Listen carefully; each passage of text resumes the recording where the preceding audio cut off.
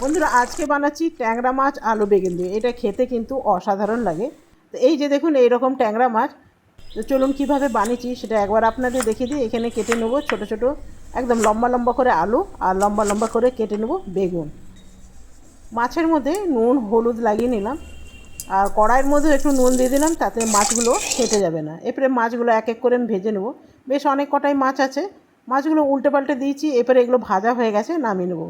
বাকি মাছগুলো একইভাবে আমি ভেজে নিয়েছি। কড়াইয়ের মধ্যে দিয়ে দিলাম কালো জিরে।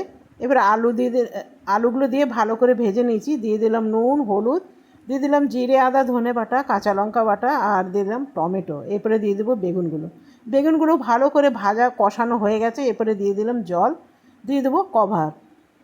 কিছুক্ষণ পর ফিরে এলাম। এরপরে মাছগুলো দিয়ে 5 মিনিট ফুটিয়ে নামিয়ে নেবো। তরকারিটা আমার একদম রেডি হয়ে গেছে। এটা গরম গরম ভাতের সাথে দারুণ লাগবে।